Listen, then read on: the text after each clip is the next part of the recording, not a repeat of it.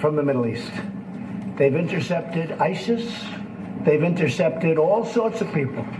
They've intercepted good ones and bad ones. They've intercepted wonderful people for the Middle East, and they've intercepted bad ones.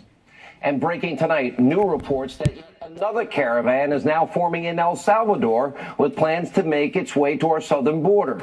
Now, the media, the left in this country, they're either ignoring this story or making ridiculous claims that Republicans want to violently repel this group or even attack them with the military.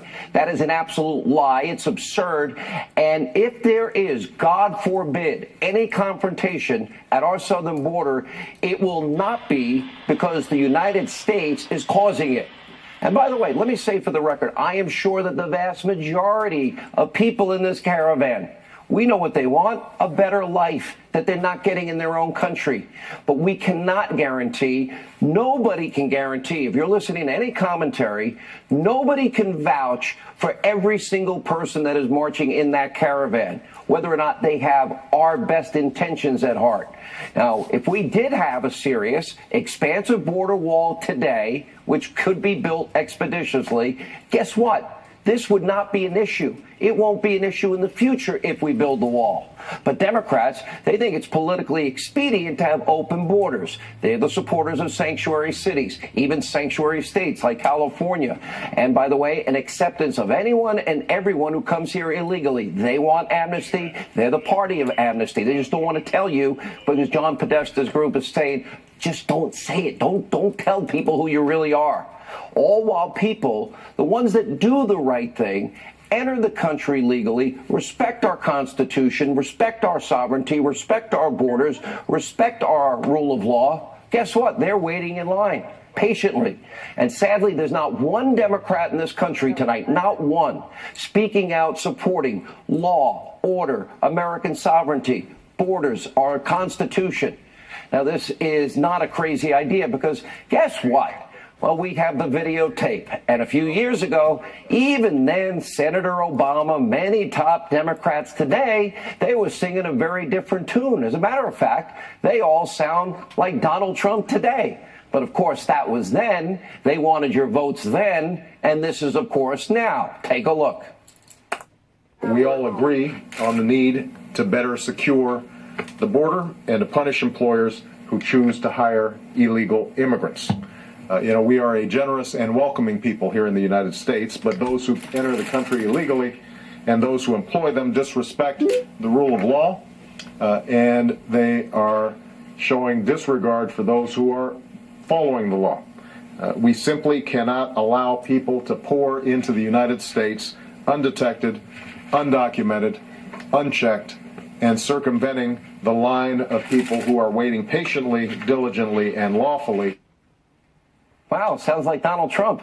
Now, Democrats are playing politics with immigration. No surprise. The Trump agenda constantly promoting policies that do put Americans first. Remember at last night's rally, the president had this to say about what his agenda is all about. Take a look.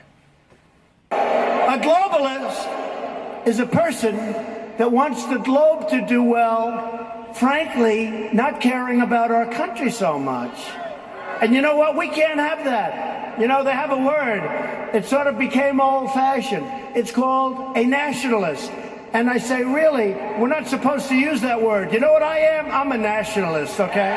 I'm a nationalist. Globalists, they want the world to do well first.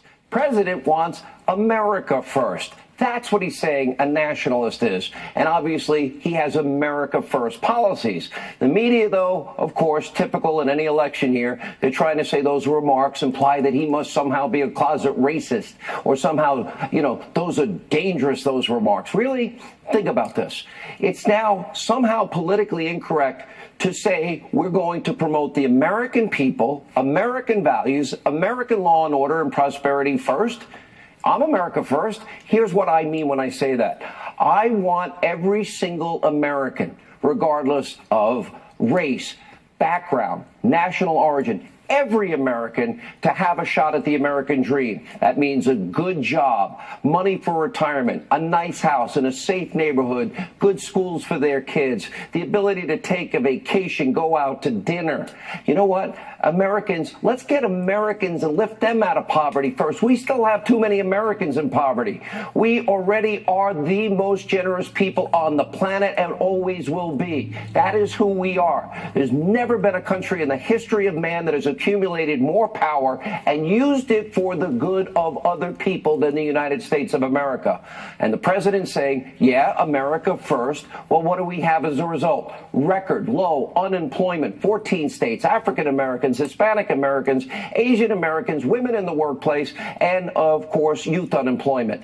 Incomes growing for all races and all Americans. That is great for our country, our family, our fellow Americans. And the media wants you to believe that Trump's America's first policies are racist. No, African Americans, Hispanic Americans, Asian Americans, women in the workplace are benefiting rightly the most, and we're lifting every American up, and 2 years of success after 8 years of failure. This week, Obama trying to take credit once again for the Trump economy. Let's remember what life was like 8 years of Obama. Lowest labor participation rate since the 70s. 95 million Americans out of the workforce. The worst recovery since the 40s. Obama in 8 years added 13 million more Americans on food stamps, 8 million more Americans in poverty, 43 million total, stagnant wage growth, the only president to never reach 3% annual GDP growth, and he accumulated more debt than all 43 presidents before him combined. That's his record. And despite the mainstream media, who loved Obama, he was their savior. That's a record of failure. Now, Americans of all backgrounds, all ethnicities are doing better than ever. And yet they want you in the media, the Democratic Party, to loathe President Trump. Now their favorite tactic is flat out just call the president a liar. He does not, if he cured cancer, they would still hate him. Look at this banner from Conspiracy TV, MSNBC. Fear, falsehoods, fact checks, terrible. CNN, fake news, no better. Trump spreads lies and stokes fears ahead of elections. Why don't they run his speech and let their audiences decide? And of course, the lying smear continued on air. It was even worse. Take a look. I'm sorry, the president flat out lied, saying Congress was working on a plan and they were coming back before the election. He gets caught in the lie, he changes his story again and says we're going to get to it eventually. The president thinks you're stupid. The president thinks people are stupid. We're officially, it appears, in a fact-free zone. President Trump tries to play to his base with outright falsehoods. He's not even trying to hide his lies anymore. He's just putting them all out there. He's spreading a lot of lies about non-white people to all-white crowds, Mika. Well, a lot of what the president's saying is just not true. The president seemed to be in a bit of a fact-free frenzy. It's Trump respiration. He inhales oxygen, he exhales lies. They're all afraid they're going to lose. They're all afraid their blue wave may not happen. You have the power to stop it. Mainstream media is worried because races all across the country, they're tightening. Looks like the Republicans are going to pick up Senate seats tonight. According to even NBC News, Republicans are actually outpacing Democrats in early voting in key states. But don't take that as a great indicator.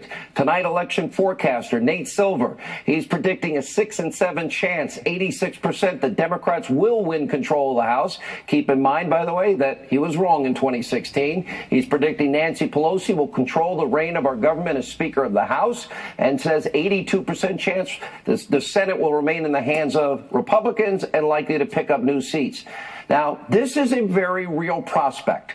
It will come true 2 weeks from tonight if you don't get off your ass, go to the polls, and vote for Republicans. If you vote for any Democrat for the House, you're voting for Nancy Pelosi, who's measuring the drapes. Or if you vote for the Democrat for the Senate, you're voting for Chuck Schumer. Take a look at Nancy. If the election were held today, the Democrats would handily win the House. I could only speak in the present tense because you never know in another couple of weeks. You can stop it. Real Clear Politics average for the generic congressional vote currently gives Democrats an advantage. If Nancy Pelosi takes control, there's no plan for improving this country. All they want is to hate and stop Trump. All they want is investigations, higher taxes, the crumbs back, open borders, and Obamacare. So instead of campaigning on any idea that's to help you, Democrats across the country doing what they always do, their standard playbook. I've said it over and over. Racist, sexist, misogynist, xenophobic, Islamophobic, homophobic, dirty air, water, kill children, and throw granny over the cliff. This election cycle, we have seen those vile ads, some of the most vile ever, including this despicable ad out of Pennsylvania from Democrat Bob Casey against Republican Lou Barletta. Take a look. Our twin daughters were 4 when they got sick. There are no words to describe the terror we felt when doctors said they both had cancer. Our whole world changed. Thank God we had health insurance. But if Lou Barletta has his way, kids like mine could be denied the care they need. In Congress, Barletta voted to let insurance companies strip coverage for pre-existing conditions. Why would I ever vote for Lou Barletta? I'm Bob Casey, and I approve this message. Really exploiting kids for political gain. There are no lengths, there are no limits to how low the Democrats will go to scare you, the voter. According to the left, voting for a Republican is a risk to your life. I can prove it. Take a look. Ted Cruz has voted to take away health care from millions of American families. He's tried repeatedly to roll back protections for pre-existing conditions, and he shut down the government for 16 days because he thought too many people had too much health care. Scott took over $1 million from corporate polluters and savaged environmental safeguards, slashing $700 million from water protection. No wonder he doesn't want to talk about it. Balderson's plan could mean cuts to Medicare and Social Security. And Balderson even said he has no problem raising the retirement age. Troy Balderson, that's not funny at all. Mike Razor wants to take away women's access to preventative care and affordable cancer screenings, including mammograms. It's clear, Razor is wrong for women and wrong for Ohio.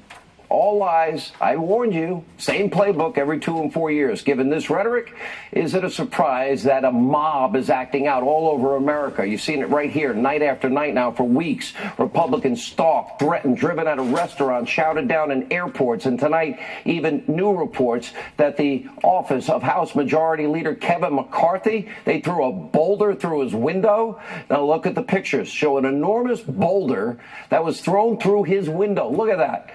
This is never acceptable. Needs to stop immediately. And with just 2 weeks until the most important midterm of our lives, by the way, our differences need to be solved at the ballot box.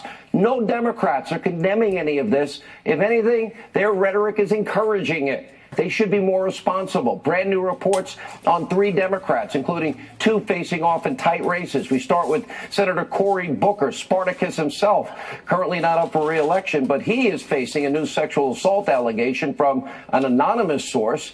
Now, on this show, I'm consistent. Senator Booker deserves the presumption of innocence, due process, even if he didn't promote the same basic rights during the Kavanaugh hearing. We reached out to his office for comment. Spartacus is silent.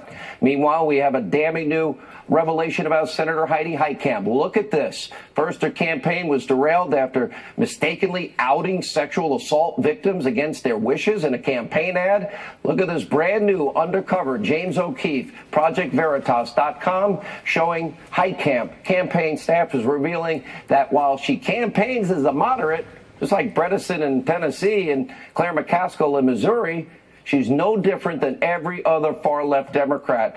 All Democrats are lying. They're literally lying to you. Take a look. It's an election year for her. Yeah, she's being careful about pissing at people off. And what's funny is that she said basically, like, after the election, if and when she gets reelected, she's going to be super liberal. If the country moved further to the left, she would move to the left. Yeah. Like, I think if we had a Democratic Senate, she would vote for more policies that you see more Democrats. Yeah. Oh, she's going to be a super liberal, but she's not running as a super liberal.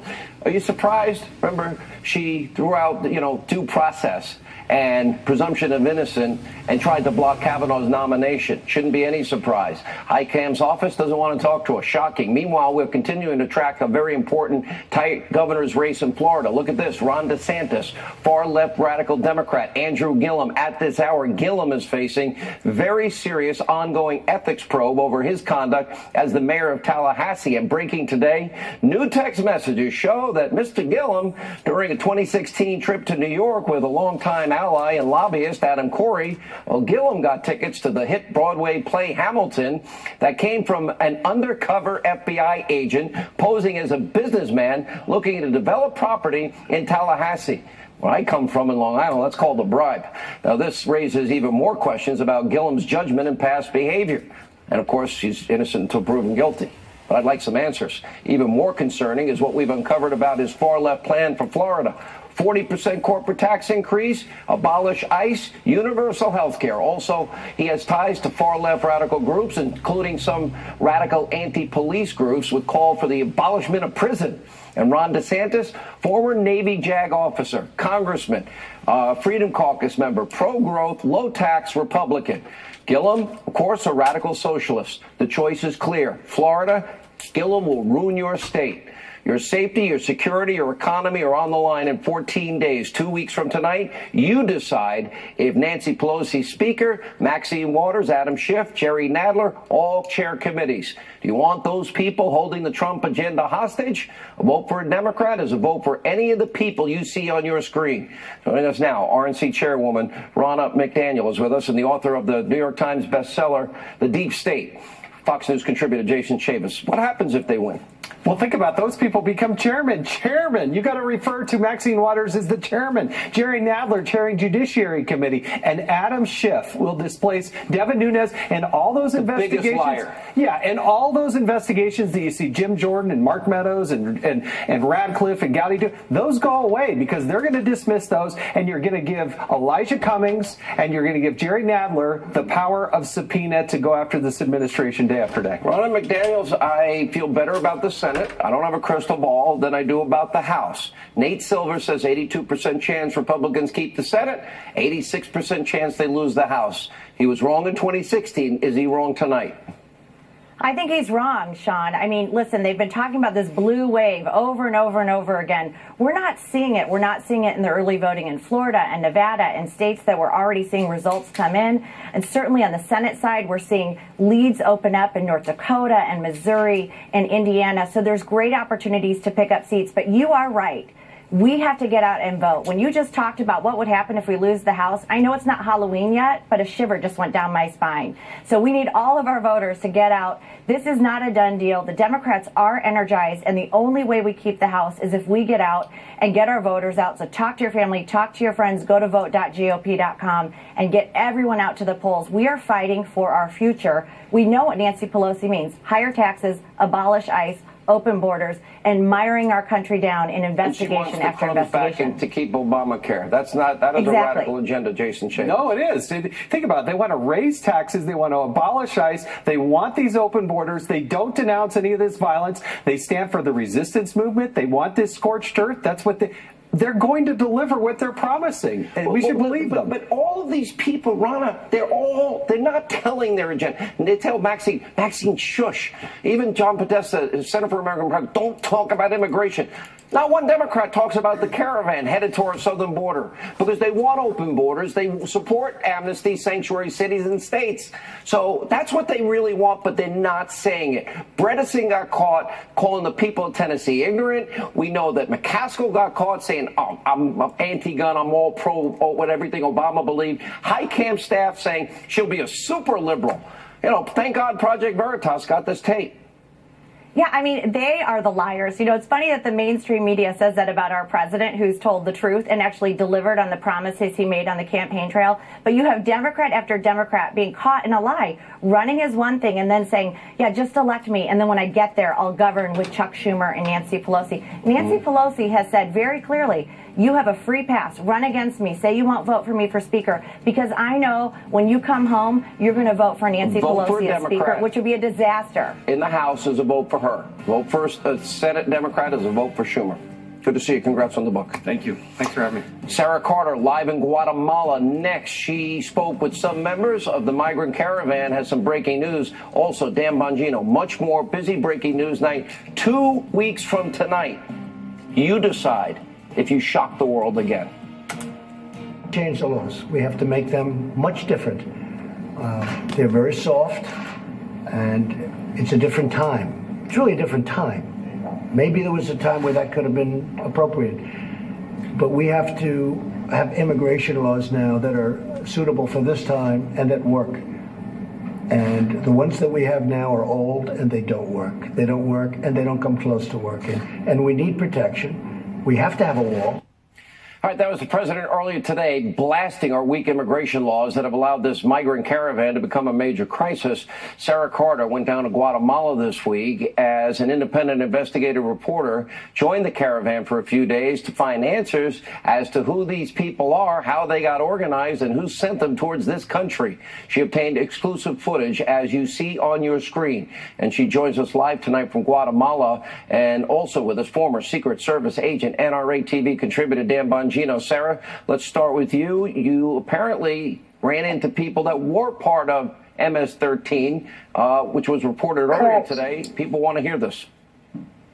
Yeah, absolutely. We ran into people that were part of MS-13. It appeared, Sean, that there were other people as well, other gang members from various different groups. There was an enormous amount of men. We were there to greet basically the second wave of people crossing from Honduras into Guatemala. I was right on the Honduran border with officials there, spent some time as well with Guatemalan officials, the head of Guatemalan intelligence, Mario Duarte. I also spent time today with the president of Guatemala, President Jimmy Morales. So this has been a huge issue for the people of Guatemala, for the government of Guatemala. I can tell you what I saw were very few women and children and an enormous amount of men. There were about 1,500 in this second wave. They believe there are about 7,000 in total that crossed through here. Remember, a lot of people began joining the very first wave when they got into Mexico. So there were a lot of coyotes, a lot of drug cartel members that were pushing their own people into the crowds to join these crowds that were moving from Honduras all the way through to Mexico to reach the U.S. border. But the majority of them were men. The women and children were in the front, and it was a very dangerous situation for them because there was a move, a push. Some of them had been trampled. They had them way up to the front of the line. But I could tell you I saw over 1,000 men, many of them highly organized, wearing the same backpacks. A few of them had told me that it was an organized movement, that they had people contact them in their villages, and that's why they were part of this movement going in. They had heard it on the news as well. So this is very important for people to understand. This was not a spontaneous movement. This was a very organized event. And the vice president, let me get to Dan Bongino, and then we'll get back to you, Sarah. The vice president is saying today that the Honduran president is saying organized by radicals within that country, but also financed by Venezuela.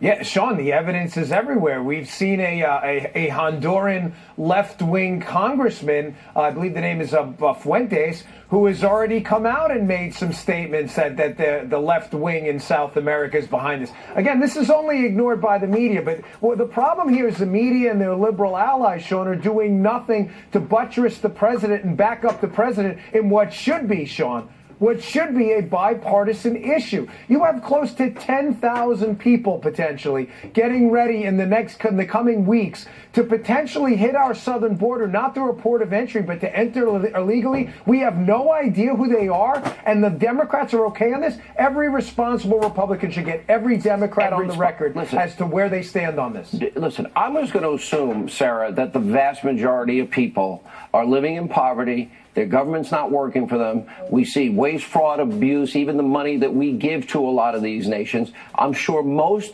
99%, let's say, are good people that want a better life. I understand people's desire to be here, but we have laws. We're a constitutional republic. We have sovereignty. We have borders, and we have a process for people to come in. The idea, by the way, and if we had the wall, Sarah, this couldn't happen. But the idea that America would somehow, by defending its borders, if there's any confrontation, it will be caused by other people that don't respect our laws. I don't want any innocent people hurt here, but nobody can vouch for anybody in that group. And if there's 1% that want to bring harm to our country, we owe it to the people here to protect them and not let that happen. Absolutely, Sean. A couple of points here that are very important right now.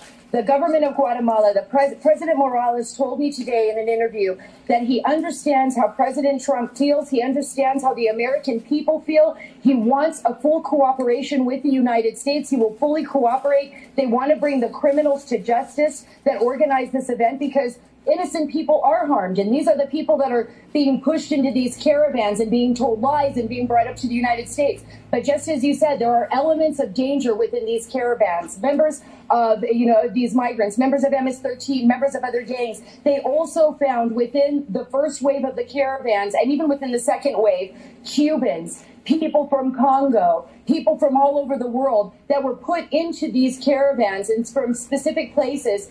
Nearly about 100 or so they have been rounding up. They have detained them. I have talked with intelligence officials here on the ground. This information is legitimate. Now, as for the ISIS members that I know everybody's talked about over the last few weeks, over the last week, that was information that was obtained from the intelligence services out here in coordination with U.S. intelligence, I've been told, over the last 3 years. So they have found members connected to ISIS and other various terrorist groups here in Central America.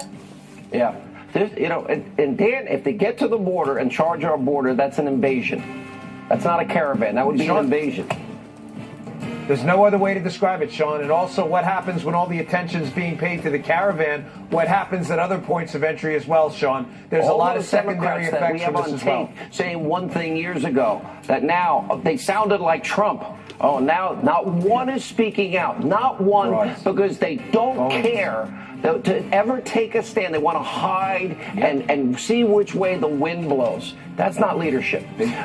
Sarah, thank you for reporting. We'll have a new report from her tomorrow. Dan Bongino, thank you. When we come back, Nancy Pelosi thinks this election is in the bag for the Democrats, and she's going to be Speaker. Doug Schoen, John McLaughlin, they'll break down the polls and what you can expect 2 weeks from tonight. That's next.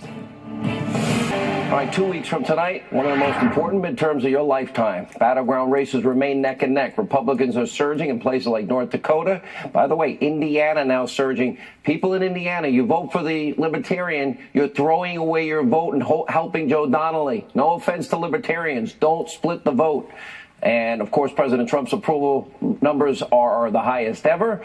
Deputy DNC Chair Keith Ellison sinking fast as Dianne Feinstein, Kamala Harris, and Spartacus stay quiet. People of Minnesota see what's happening there. New poll showing Ellison down to Republican opponent Doug Wardlow by 7 points, as he should be.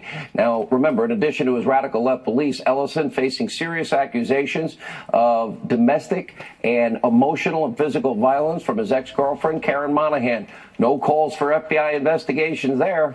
Shocking. Joining us now with reaction, Fox News contributor, former Clinton pollster Doug Schoen, Republican pollster John McLaughlin. Here's my take. Florida, I would say Gillum and Nelson are slightly ahead with the Democrats. I'd say Marsha Blackburn, after that tape by Project Veritas, she will take Tennessee, I hope. I think Claire McCaskill is in deep trouble in Missouri tonight. She got revealed. Heidi Heitkamp is in trouble. This Sinema woman is out of her mind. In Arizona, I don't think she wins against Martha McSally. I think Dean Heller holds on. If people in Indiana don't vote Libertarian, you're splitting the ticket. You get rid of the Libertarian, you win Indiana.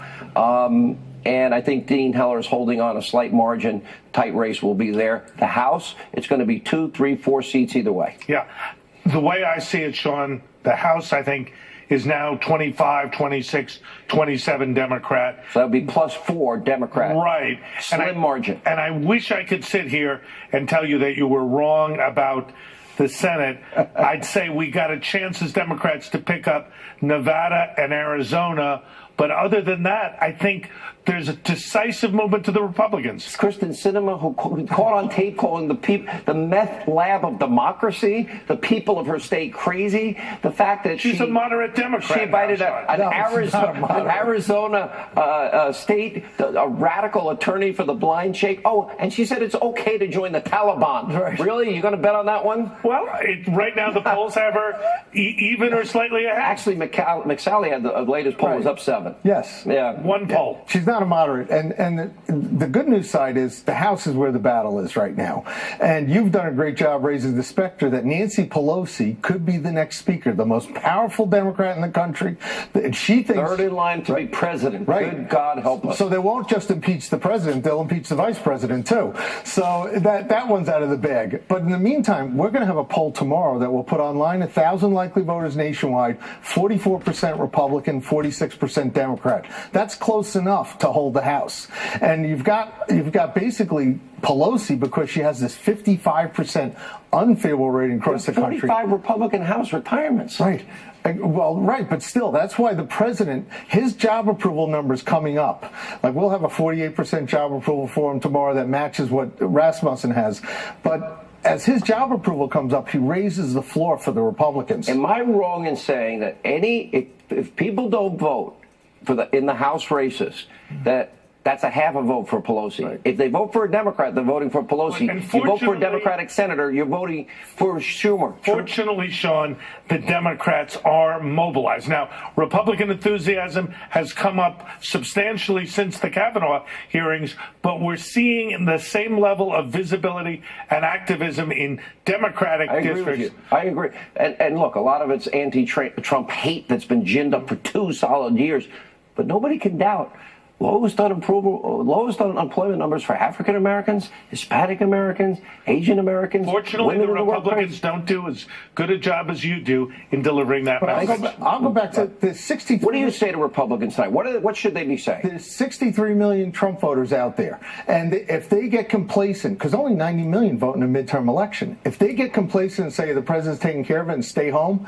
we'll lose. If they get fired up as the Democrats do and come out and win, vote, we'll be able to win. But listen, so it could be, if Republicans win Senate seats and hold the House, that would be massive. Right. But we could have a split decision. That would be Armageddon for the Democrats. We have to, and I predict will, but narrowly win the House. I think that'll by 4 seats. Yeah, I am saying it's going to be tight. That's what all the public rating services are saying. It's too close to call in the House right now. Too close to call in the House. And we have to look at Pelosi and get the Republicans fired up, because she means open borders, more taxes, less jobs, and government-run health care. We need no impeachment, centrism, a moderate Democratic Party. Impeach. You know they're going to. It's going to be endless. That's all it's going to be. Nothing to help the American people. We need a compromise on immigration, education, health care. You keep dreaming. Not with this crowd of radicals. That's not going to happen. I'm not a radical, Sean. You're not.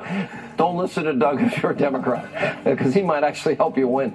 All right, good to see you both. Listen, if you don't get out and vote, you will get the government you deserve. There's only so much I can tell you. Nancy Pelosi is not great. It's not going to be good. We'll handle it if it happens, but we have a better option, you voting. Up next, huge deep state news continues to be exposed. Big report, John Solomon, that he just broke. He will join us with George and Simona Papadopoulos straight ahead. This explosive story out from the Hill tonight, a convenient omission. Trump campaign advisor denied collusion to FBI source early on. Now, it's about the FBI ignoring exculpatory evidence in their FISA warrant applications. John Solomon joins us along with former Trump campaign aide George Papadopoulos, his wife Simona, who fought